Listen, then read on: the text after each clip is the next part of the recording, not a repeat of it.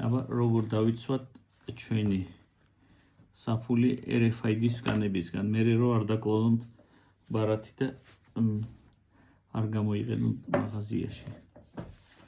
გვაქვს ეგეთი საფული, ეს ადვილია და გვაქვს ეგეთი სადაც ბარათები გარედან იდება. ეს არ ვაძლევ ბანკის რეკომენდაციას, მაგრამ ნუ გვაქვს ეგეთი.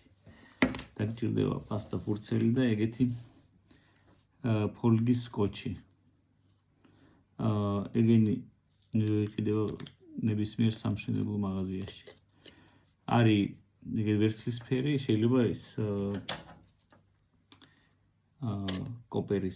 კოპერისაც შეიძლება რომ იყოს. მოკლედ აი ამ საფულეზე გავშალოთ, გავზომოთ.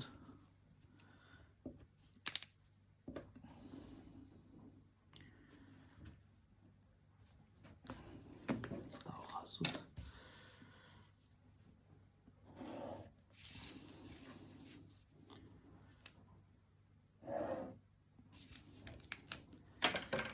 მე აი ესე დავაწებოთ პირველი ფეცა.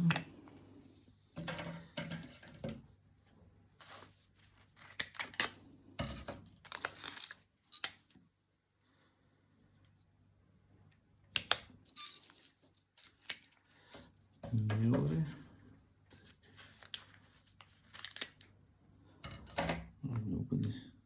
საკმაოდ ისედაც ჩაიდება. შეიძლება ცოტა დავშალოთ.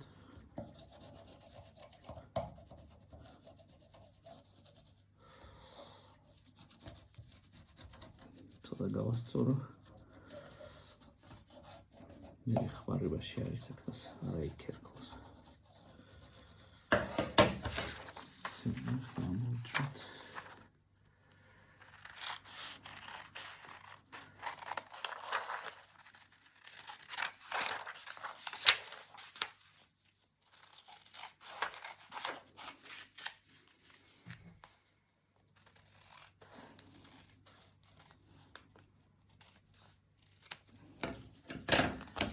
და ჩავდოთ როგორც დიდი ფული არის და უნდა ვქნათ უარბო ზომაში. რომ მთლიანად აი ესე შიგნით დაფაროს. მე რო ჩაიკეტება უკვე შიგნით რაც იდება ბარათები, იმას დაიცავს.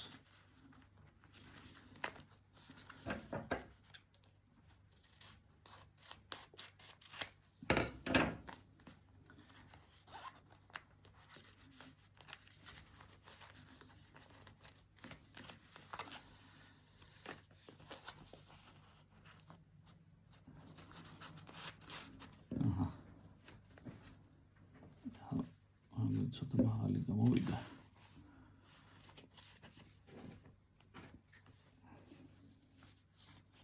ცოტა მოვაჭრე.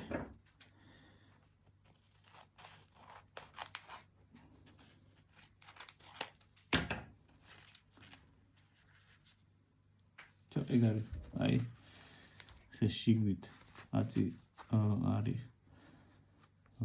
ფოლგის დამცავი და სკანერი აქედან რომ მიედოს, არაფერი არ შიგნით რაც იქნება, ბარათები ყველა იქნება დაცული.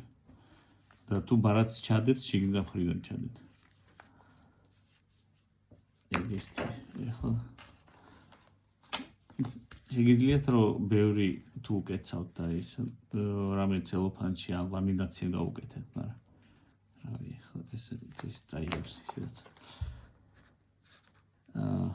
ამ საფულის შემთხვევაში რაღაცა უნდა ჩავდოთ, რომ შიგნით ამ მხარე მაინც დაიცვას. მაგალითად, თუ გვაქვს რაღაცა ბარათი, აი ესე ასე როდევს და აქეთ მხარე რო დაიცვას. მაშინ ამოვჭრათ ახლა ეგეთი ბარათის ხელები. ვსუმოთ.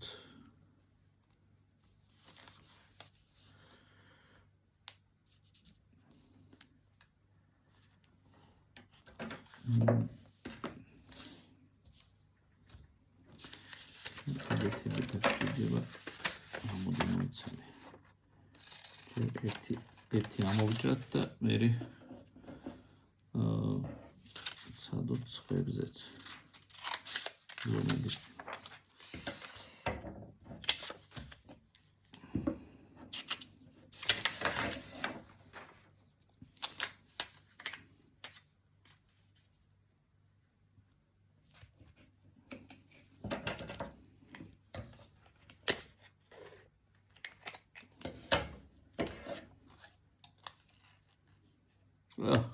გამირთავდა.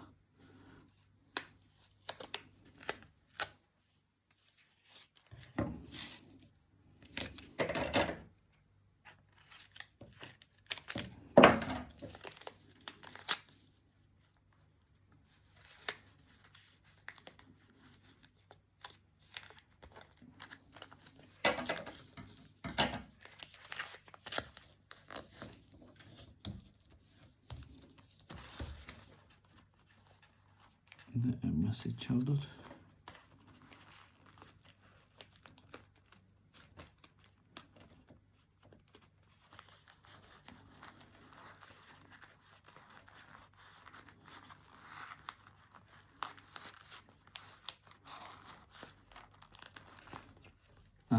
აი ესე შევიდა შიგნით.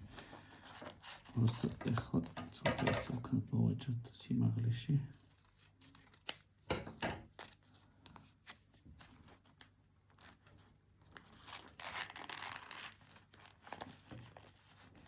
კარგად ჩავიდა.